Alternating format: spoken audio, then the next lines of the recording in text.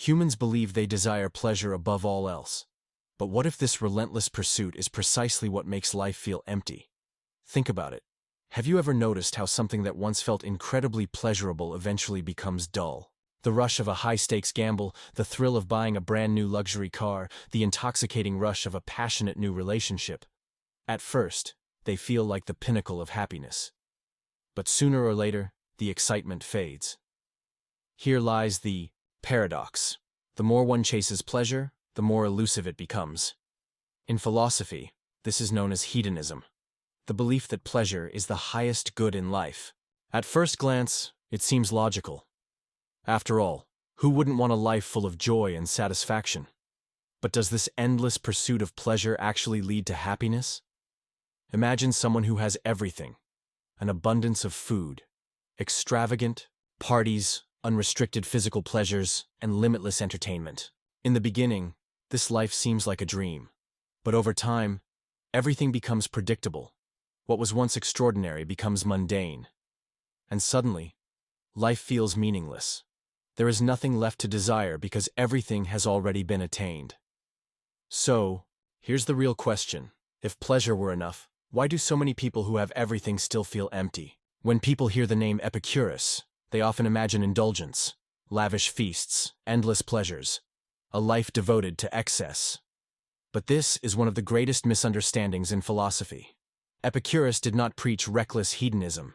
In fact, his idea of pleasure was the exact opposite of what most assume. For Epicurus, the highest form of pleasure was not indulgence, but the absence of pain, both physical and mental. He distinguished between superficial pleasures, like luxury, and excess and higher pleasures, such as friendship, wisdom, and inner peace. He believed that true happiness comes not from chasing pleasure endlessly, but from learning to be content with less. If you wish to make a man wealthy, he said, do not add to his riches, but subtract from his desires. Epicurus believed that those who rely on pleasure for happiness will always be at its mercy. If the pleasure disappears, so does their joy. His solution was radical. Seek tranquility, not excess. True pleasure, he argued, comes from simplicity, from appreciating the small things and freeing oneself from unnecessary desires. It's not about denying joy, but about finding a deeper, more sustainable form of it. This idea is revolutionary in today's world, where pleasure is instant and always available. Social media, fast food, luxury goods, all promise quick bursts of happiness, but rarely deliver lasting fulfillment. The irony is that, in our constant pursuit of more, we often create suffering for ourselves. We become addicted to stimulation, anxious when we don't have it, and numb when we do. Epicurus's lesson is clear. Pleasure, when misunderstood, can lead to misery. The key is not to seek more, but to seek wisely. Friedrich Nietzsche had no patience for shallow pleasures. To him, the endless pursuit of comfort and indulgence was not a path to happiness, but a symptom of weakness. He saw modern society as filled with people numbing themselves with distractions, avoiding struggle and chasing temporary highs instead of creating real meaning. And the consequence? Nihilism, the slow decay of purpose, where nothing truly matters anymore. Nietzsche believed that pleasure, without a deeper why, becomes empty. He saw it as escapism, a way to flee from the harsh truths of existence. If one only lives for pleasure, what happens when suffering inevitably comes? What happens when pleasure loses its thrill? For Nietzsche, those who mindlessly chase pleasure are bound to collapse into despair. He who has a why to live can bear almost any how, he wrote. Without a higher purpose, life becomes a series of meaningless highs and lows, leading nowhere.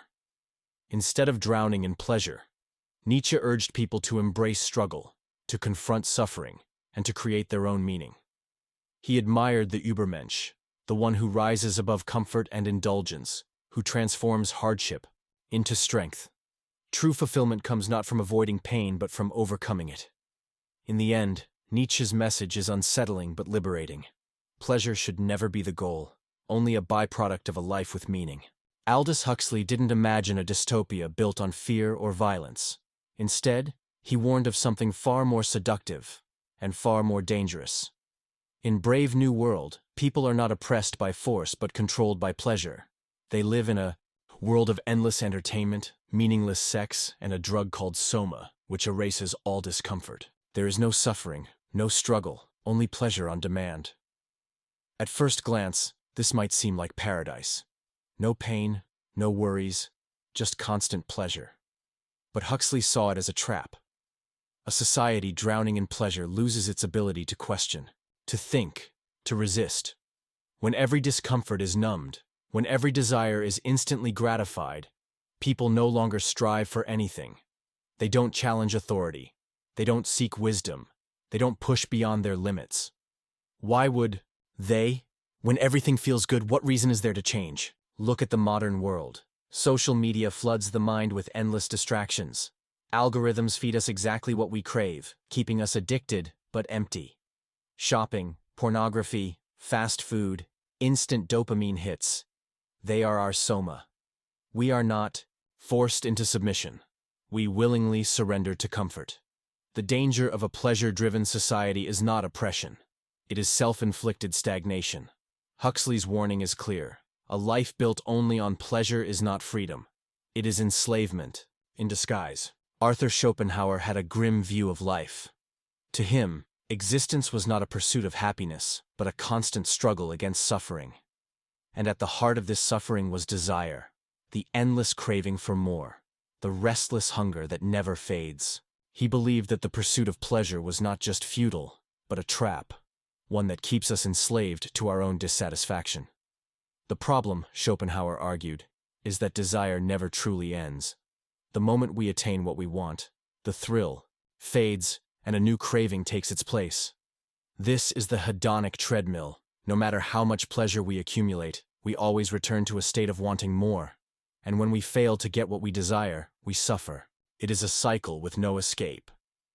For Schopenhauer, this is the fundamental tragedy of human existence. We are doomed to oscillate between suffering and boredom. When we lack something, we feel pain. But once we have it, we no longer desire it, and life becomes dull. The more one chases pleasure, the more one becomes enslaved by it. His solution: detachment. Inspired by Buddhist philosophy, Schopenhauer believed that the only way to free oneself from suffering was to let go of desire itself. He admired the idea of renunciation, not complete denial of pleasure, but an awareness that craving leads to suffering.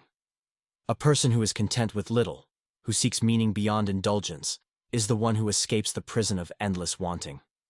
Modern life proves his point. People consume, achieve, indulge, and yet they are never satisfied. We are always told that happiness lies in the next purchase, the next experience, the next upgrade. But Schopenhauer would ask, what if happiness is not found in getting more, but in wanting less? Viktor Frankl survived the unimaginable. Nazi concentration camps, starvation, brutality, the loss of everything he loved. And yet, in the face of pure suffering, he made a discovery that would change the way we understand human existence. Happiness is not found in pleasure, but in meaning.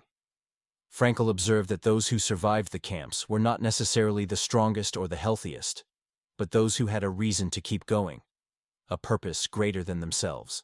Some found it in love, others in faith, others in the hope of sharing their story. But one thing was certain: without a why, no amount of pleasure or comfort could sustain a person through suffering. He famously wrote, "Those who have a why to live can bear almost any how." This simple truth destroys the modern obsession with pleasure. If joy were the key to life, suffering would make existence meaningless. But it doesn't. In fact, those who endure suffering with purpose often emerge stronger, while those who chase only pleasure often feel the most lost. Frankl saw this as the fundamental mistake of modern life. People do not suffer from a lack of pleasure, but from a lack of meaning. Depression, anxiety, addiction, these are not just caused by hardship, but by a void where purpose should be. Society tells people to seek happiness through indulgence, but happiness is not given. It is earned through struggle, responsibility, and something larger than oneself. So the question is not how much pleasure you can collect, but what are you living for? So what does all of this mean? The answer is unsettling. Pleasure alone is not enough. It never was. It never will be. The more one chases it, the more it slips away. The philosophers who saw this truth, each arrived at the same conclusion in their own way. Pleasure is a tool, not a purpose. The real danger is not in pleasure itself, but in believing it is the goal of life. When pleasure becomes the only measure of happiness, people become weak, restless, and dependent. They avoid struggle, numb themselves with distractions, and wonder why they still feel empty. But meaning, purpose, and discipline, these are what create a life that is truly fulfilling. There is nothing wrong with enjoying life's pleasures, but when they become the center of existence, they lose their meaning.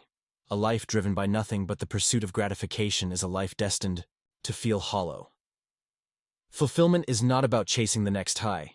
It is about building something that remains, even when pleasure fades.